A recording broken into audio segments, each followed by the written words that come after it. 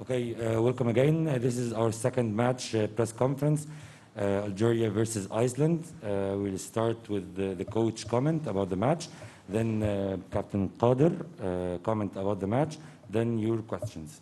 Okay, first the coach's comment. Bon, ça a été un match très douloureux pour l'équipe d'Algérie qui n'avait pas affronté une équipe de ce niveau depuis de nombreuses années et qui a été surprise par l'intensité physique des Islandais, que je veux féliciter parce qu'ils ont fait un match très sérieux de la première à la 60e minute. Ça, c'est très professionnel. Ils ont été surpris par la puissance physique, par la vitesse, par la justesse tactique et ils nous ont donné une leçon. En arrivant ici, كان ماتش صعب جدا على الجزائر وكانت مفاجأة بالنسبة لهم ان هم بقى لهم كتير ما لعبوش فريق بالمستوى ده هو يحب يهني الفريق الايسلندي على القوة البدنية اللي كانت عندهم والسرعة والتاكتكس القوية اللي كانوا حاطينها ودي كانت بالنسبة لهم مفاجأة ما حصلت لهمش بقى لهم فترة وعلموهم درس قوي جدا.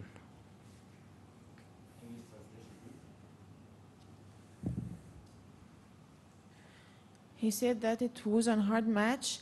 They were surprised by the physical performance of the other team, and also he congratulates the Iceland team for the winning, and they got the lesson, and they will use the tactics to be better.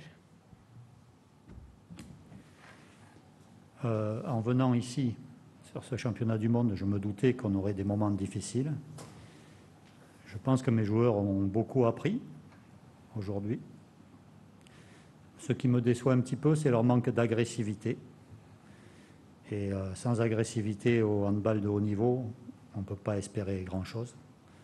J'espère qu'ils vont retenir la leçon et que dès le prochain match, on va montrer un autre visage.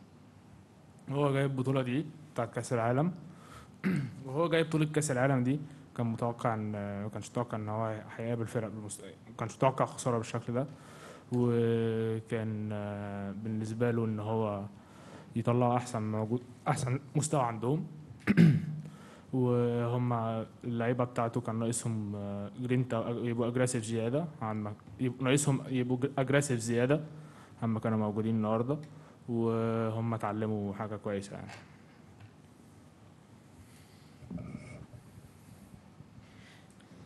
The team, while coming here for the champion, they didn't expect this lose, but they will do a better performance, and they will be more aggressive, and they will learn it from this lesson.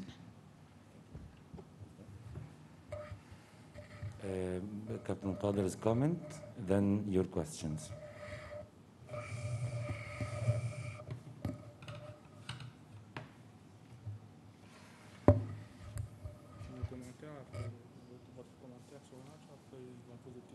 Forcément, c'est une énorme déception. Voilà, en gagnant le match d'hier face au Maroc, on s'enlevait la pression de gagner un match pour passer au second tour. On n'avait vraiment rien à perdre aujourd'hui, on avait juste à jouer, entre guillemets. Et forcément, on est tous déçus ce soir. On peut perdre un match, hein, voilà, c'est une bonne nation européenne, mais il y a la manière. On doit montrer un meilleur visage, on doit être plus combatif, on doit être plus déterminé dans tout ce qu'on fait. Aujourd'hui, on a coulé défensivement. C'est ce qui fait habituellement la force de l'équipe d'Algérie, c'est le secteur défensif. Mais وهم كسبوا ماتش المغرب وكان ده بالنسبة لهم حاجة حلوة وما كانوش عندهم حاجة يخسروها كان بس ان هم يلعبوا فريق قوي ويأدوا مباراة حلوة وهو يأمل ان هم يتعلموا كويس من اللي حصل ده وان هم يقدموا بقية البطولة بشكل كويس ولسه عندهم ماتشات كتير. Et ouais, pour finir, voilà, on cherche ce déclic de pouvoir battre des bonnes nations européennes. Il faut qu'on arrive à enlever ce complexe et, entre guillemets, de moins respecter l'adversaire face à une nation européenne. Et forcément, on est tous déçus. On joue pour nous, nos familles, nos proches et un nombre important de supporters qui nous suivent en Algérie. Et forcément, on espérait montrer un meilleur visage. Après, voilà, un mondial, c'est long, c'est difficile, on le sait. Et voilà, dès le match prochain, il faudra avoir une réaction parce qu'on ne peut pas enchaîner deux fois ce type de match. Donc voilà, j'espère vraiment qu'on va tous réagir ensemble et qu'on va relever la tête et qu'on montrera une meilleure image. هما بيقبلوا ان هم يكملوا بقيه البطوله بشكل كويس، وان هم ما بيلعبوش ليهم لنفسهم، بيلعبوا لاهاليهم ولبلدهم، وجمهور كتير بيساندهم، ولازم يكسروا الفرق اللي هو الحاجز ان هم بيلعبوا فرق اوروبيه وان هي اقوى منهم. لازم دايما الفرق كلها متساويه، مع طبعا احترام الفرق الاوروبيه واحترام بقيه الفرق اللي موجوده في البطوله.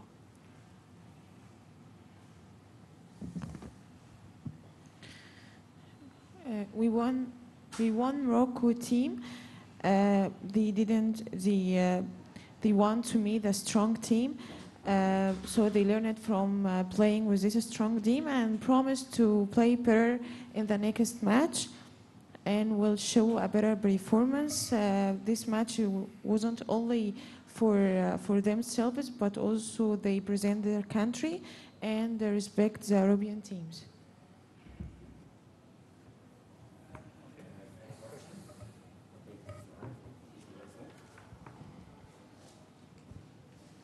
عايز اسال المدرب الماتش الاولاني قدام المغرب قدموا اداء كويس جدا خاصه في الشوط الثاني وقدروا يكسبوا. النهارده الاداء كان مختلف شويه وخسروا بنتيجه كبيره. ايه السبب في ده؟ وبعد ما تاهلوا الدور الرئيسي هيلعبوا ازاي مع المنتخبات الجايه خاصه تبقى منتخبات قويه؟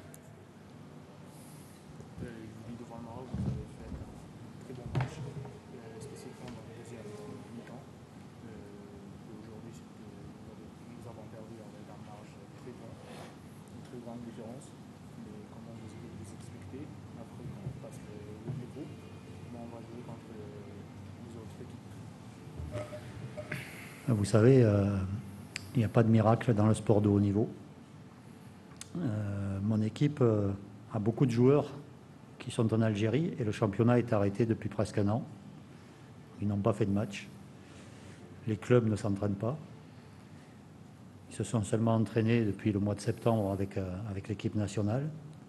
Et on joue contre des Islandais qui, eux, n'ont pas arrêté. Ils jouent dans les meilleurs championnats du monde. Leur équipe nationale est au sommet depuis, j'ai dit, 50 ans. Et oui, c'est la vérité, ça fait bien 50 ans. Je me rappelle que mon père a joué contre l'Islande en 70 et ils étaient bons. Donc il n'y a pas de secret. Et ils ont une grosse marge d'avance sur nous. Je pense que les équipes européennes ont cette marge. Mais j'espère que nous serons beaucoup plus combatifs, que nous serons plus... qu'on va jouer un peu plus libéré, parce que je crois que mes joueurs ont beaucoup de pression, je ne sais pas pourquoi, mais je trouve qu'ils sont un petit peu paralysés par la pression et il n'y a pas de raison qu'ils aient de la pression. Ils sont là pour montrer tout ce qu'ils savent faire et qu'ils soient surtout plus agressifs. هو بيقول ان الرياضه دي ما فيهاش معجزات، وان هو فريق والدوري عندهم فريق فيه الفريق الجزائري فيه ناس كتيره جدا بتلعب في الدوري الجزائري، والدوري موقوف بقاله فتره، فاللعيبه ما بتتدربش والنوادي واقفه ما فيش تمارين. وهم يا دوبك بداوا يتمرنوا من شهر سبتمبر مع المنتخب الوطني، وبيلعبوا المنتخب الايسلندي اللي هو الدوري بتاعه ما وقفش وبيلعبوا. وهم بيقول لك هم على القمه بقى لهم 50 سنه، وهو فاكر ان بابا في السبعينات لعب المنتخب الايسلندي وكانوا فريق قوي جدا، وان هم بيطمحوا ان هم يحسنوا من ادائهم اكتر.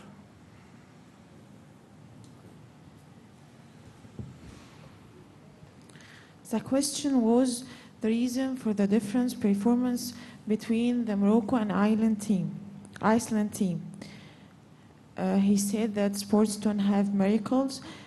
Most of the Algerian team were playing in the national Algerian team, and they were playing for 50 years, and they also have ambition to be better. Any other questions? Okay, thank you.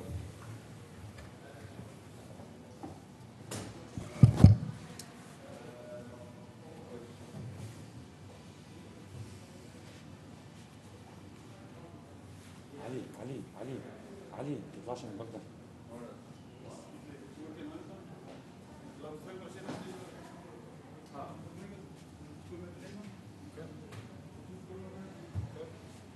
مين انت تاني كرسي؟ كوتش here. Hello. I'm right here. How are you? You first chair. First chair. مين انت في النص؟ نعم. 18.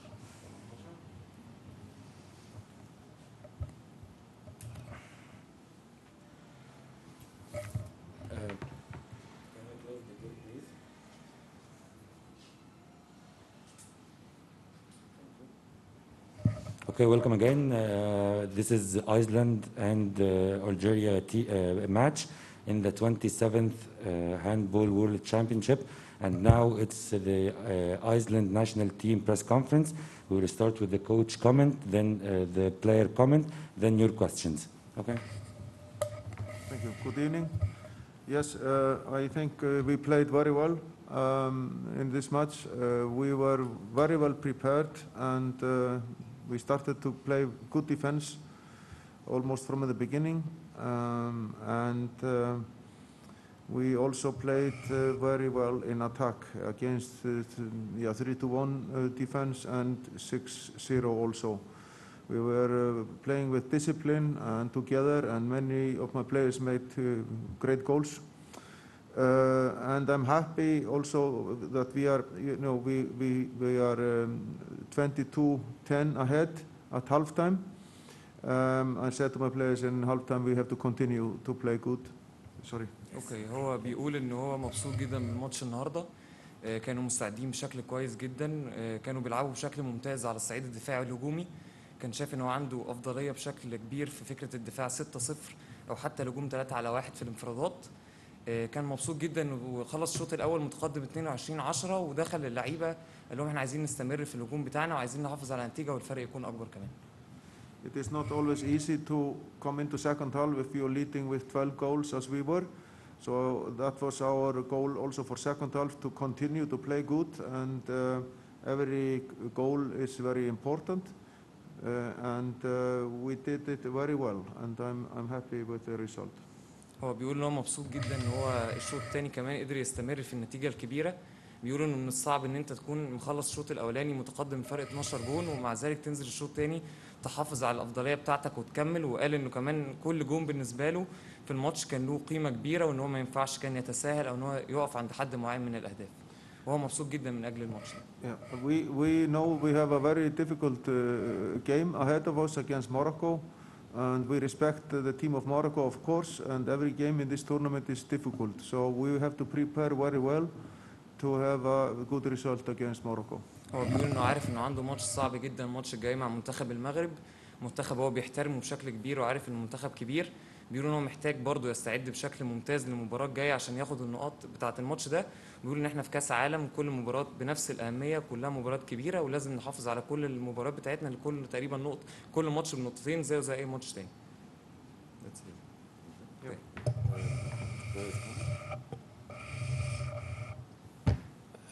Yeah, I'm just really glad how we played today.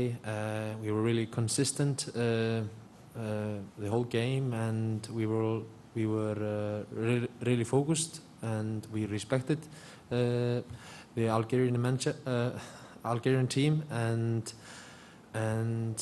I think that was a key that we played really well in the first, secondly in the first half, 30 minutes, and we, yeah, like Kumi said, we were really well prepared tactically and also mentally, and yeah, and I'm just really glad how we played today, and we are really looking forward to play against Morocco, but it will be a difficult game, of course. هو بيقول ان هو سعيد جدا وفخور بالاداء اللي قدموه النهارده قدام المنتخب الجزائري. هو كانوا بيقول ان هو سعيد برضه بفكره ان هم كانوا النهارده مستعدين بشكل كبير من الصعيد التكتيكي ونفس الكلام كمان المنتالي او الذهني.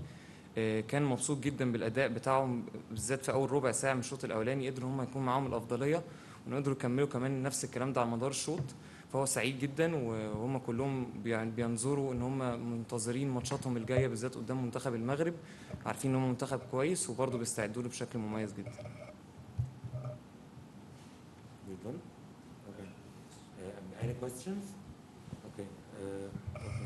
عايز اسال المدرب يمكن ايسلندا تجاوزت خساره البرتغال في الماتش الاولاني، النهارده قدرت تكسب وقدرت تحط رجليها في الدور الرئيسي للبطوله. شايف ازاي الدور الرئيسي خاصه ان في منتخبات قويه جدا هتبقى صعبه على منتخب ايسلندا؟ Okay, he's telling you that Iceland just overcame the loss against Portugal in the first game, and they now put their legs in the next or the main round. How we are looking for the main round, especially they're gonna will be there's like features against the very strong teams in the second round. First of all, we yes recovered after the game against Portugal. We had very difficult games against Portugal before the tournament in the European qualification. And the game here, the first game in the World Championship, was also very difficult. But we played most of the time well. We are now taking one step at a time. Next game is Morocco. We have to prepare very well, and after that we can talk about the main round. اوكي، هو بيقول ان هو في الفتره اللي فاتت لعب كذا مباراه قدام المنتخب البرتغالي، خاصه انه قبل ما يجي هنا على طول كان عنده مباراه في تصفيات اوروبا قدامهم وكسب بنتيجه كبيره، لكن هو قال ان اول مباراه كانت هنا في كاس العالم قدامهم برضه وكانت نتيجه صعبه. هو قال ان لعب في اغلب الفترات بشكل كويس جدا ومع ذلك خسروا، لكن هو بيقول ان هو خلاص بالنسبه له دي صفحه واتقفلت. هو دلوقتي مركز على الماتش الجاي، ماتش المغرب، وبيقول لما اكسب الماتش الجاي وابقى بشكل رسمي موجود في الدور الثاني اقدر اتكلم على الدور الاساسي او الدور الثاني في البطوله. الكوتش، ايه توقعاتك للماتش الجاي مع المغرب؟ She was asking what's your predictions about the next game against Morocco. Well, we have seen Morocco play sometimes very well. They started very well against Algeria, and they were very unlucky to lose the game. And they started very well against Portugal. So we take this team, the Morocco team, very seriously. We have respect for our opponents. We do that always. And no game in the World Championship is an easy game. So we are going to prepare very well against this team. هو بيقول ان هو شاف الماتش اللي فات للمغرب قدام الجزائر منتخب قوي وابتدى بشكل ممتاز قدام الجزائر وكان غير محظوظ في انه يكسب الماتش ده. نفس الكلام بالنسبه للماتش النهارده قدام البرتغال، كان عندهم البدايه والافضليه ومع ذلك برضه ما كسبوش. فهو شايف ان هو منتخب يحترم ولازم يتجهز له بشكل كبير، وبيقول انه برضه في كاس العالم مفيش اي ماتش ممكن نتوقع نتيجته، فهو يبدا يحضر الماتش الجاي ان هو يكسبه بس. Okay. Thank you. Thank you. Thank you.